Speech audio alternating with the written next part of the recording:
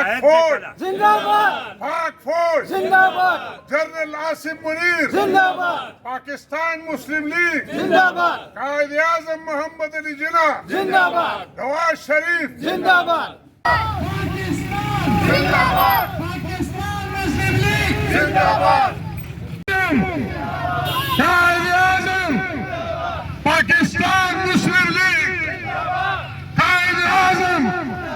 नमख के خو د رستم د ټول تنظیم او د خپلو مشرانو د کشرانو د پارټۍ د مرګرو د پاکستانیانو مشکورو چې دونه لوی تعداد باندې راغون شوي دي نن د یوم پاکستان چې کوم دی نو د هغې موږ مناوو نن د 14 اګست زموږ دوه خوشحالۍ دي په دې ورځ باندې یو پاکستان آزاد شوی دی او بیا سږ کال چې تیر شوی زموږ د انډیا سره دا کم جنګ وشو بنیان المرصوص په نوم باندې چې کوم دی نو دا زموږ د پاکستان آرمي د پاکستان چې په کومه طریقه باندې حفاظت وکړو د پاکستان بنیادونه مضبوط کړل او په ټوله دنیا کې چې کوم دی نو د پاکستان تشخص د هغې زموږ د شنه جنډا په ټول دنیا کې اوچته شوه د پاکستان شناخت شو د ټولې دنیا کې په بین الاقوام کې زموږ پہچان وشو نو نن د هغې دا زموږ ډبل خوشحالي ده یو په دوه خوشحالي ده یوم پاکستان خوشحالي ده یو زموږ چې کوم دی نو د پاکستان د خدای تعالی فضل دی د میا شهباز شریف صاحب د میا نواز شریف صاحب په قیادت کې او د جناب جنرال صاحب زموږ چې کوم سربراہ دی زموږ د ټول پاکستان د آرمي د هغه موږ ډېر زیات مشکور یو چې موږ نن ورځ دا کوم جوش و خروش دی نو د دې یو وجه دغه هم ده چې نن یوم پاکستان هم دی خو ورسره چې دا تیر شوي په جنګ کې کم کردار ادا کړ زموږ لیډرشپ یا زموږ نن اقتصادي صورتحال چې د خدای تعالی فضل دی کم زموږ چې موږ کم طرف ته پاکستان په ښکته روانو او په ډیفالټ طرف ته روانو او نن د الله تعالی فضل دی نن ډالر ته په یو ځای ولاړ دی زموږ د چې کوم اقتصادي صورتحال دی د خدای تعالی فضل دی ډېر د خوشحالۍ خبره ده چې ډېر زموږ په ټولې دنیا کې اوس پاکستان ومنلی شو اقتصادي صورتحال موږ مستحکم شو زموږ په عربو سره چې کوم زموږ ویزې بندې شوې وې هغه ازادې شوې په موږ په امریکا کې په یورپ کې په موږ پابندۍ وې هغه پابندۍ ختمې شوې پی ای اے د الله تعالی ډېر لوی فضل و چې پی ای اے زموږ خلکو ته چې کوم په یورپ کې اوسېدل هغه پروازونه چې کوم دی کولو شو پی ای اے نن بیا په خپلو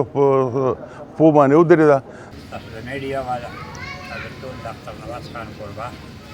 ټول مسلم لیګیانو د جشن آزادۍ مبارکباد ورکړو دا یو خبره به چې دا زموږ په ذهنونو کې چې دا صرف یو ورځ منزل نه دي موږ راغلو د دې شاته پوره تاریخ دی د دې شاته د سوونو کالو تاریخ دی چې زموږ مشرانو د دې ملک د آزادۍ لپاره کومې قربانۍ ورکړې دي د هغې یاد موږ تازه کوو دویم دا د قومي نظریه چې کله قائد اعظم اخري ځل په ویسرای سره ملو شو ویسرای خپل سیکرټري ته ویې چې میں قائد اعظم کو یہ بات سنوں گا لیکن فیصلہ نہیں کروں گا قائد اعظم ډېر په طریقه باندې واورېدو د هغه خبرې ډېر خاموشۍ سره بیا قائد اعظم فرمائل کہ آپ چاہتے ہیں کہ انگریز مسلم ہندوستان پر حکومت کرے اور گاندھی چاہتا ہے کہ وہ مسلم ہندو پر حکومت کرے لیکن نہ تو ہم انگریزوں کو اجازت دیتے ہیں کہ ہم پہ حکومت کرے اور نہ گاندھی کو ہندو کو ہم علیحدہ قوم ہے ہم وحدت پر یقین رکھتے ہیں اور اگر آپ دونوں مل کر بھی ہم پہ حکومت کرنا چاہیں تو ہم تم بھی نہیں مانیں گے دا د قائد اعظم هغه فرمودات وو او دا یو طرف ته به لکه دا که نن وی نو دا به یا موږ د بندې ماتم تارانه اورېده بل طرف ته اوس موږ پاک سرزمین شاد باد اورو او موږ نوي کل ته دا سبق ورکوو چې انشاءالله پاکستان د کلمې په نوم جوړ دی د لا اله په بنیاد باندې نو دا به تر قیامته پورې انشاءالله یي او دې کې که د ګاندي چیلهګانې او که دې کې د اسرائیلو ایجنټانې هغې به مخونه توري او پاکستان به زنده‌بادي د پاکستان فوج به زنده‌بادي مسلم لیگ به زنده‌بادي او هر ځای کې به قائد اعظم علامه اقبال نواز شریف زنده‌باد نعرې والې کېږي او هر ځای کې به د مسلم لیگ زنده‌باد نعرې کېږي د پاک فوج زنده‌باد د آصف منیر زنده‌باد نعرې به مستقبل لپاره ضرور مستقبل لپاره به موږ انشاءالله کونجې په کونجې د مسلم لیگ د رشتې جنډې د لاندې خپل جدوجهد جاري ساتو. اختر نواز خان او د هغې د ملګرو ډېر شکرګزار یو چې نن یې د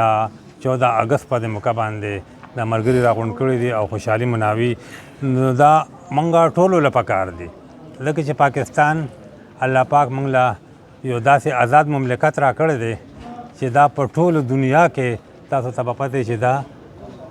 سرخرو دی. د هغې مین وجه دا ده چې څنګه مشر ووایي چې دلته زمونږ ادارې دي الحمدلله او په ټوله دنیا کې پاورفل ادارې دي. زمونږ کوم د مغربي قوتونه چې دي هغې نه غواړي چې د پاکستان ادارې دي مضبوطي. پاکستان دې په پاور کې پاکستان دې په طاقت کې هغې مختلف شکل باندې لګیا دي او زمونږ د پاکستان خلاف دا غواړي چې موږ دا کمزوري کو. تاسو ته به پته وي چې په معاشي لحاظ سره په سیاسي لحاظ سره خو کمزوري کړی دی خو اوس په دې سایډ هم لګیا دی چې موږ د دې د ادارې کمزوري کوو. ځکه چې تاسو به ګورئ په دې میډیا باندې په سوشل میډیا باندې په عام دا سپیشلی دا ینګسټ چې دي د نوجوانان چې دي په دې کې یو داسې دغه وایرس پیدا کړی دی چې هغې د دې ادارو خلاف کړی دی. د دې ادارو پسې لګیایي د دې ادارو خلاف کمپینونه چلی. نو زه دغه خلکو ته هم ویم چې دا ملک زمونږ دی موږ د دې ملک یو دا وطن زمونږ دی موږ د دې وطن یو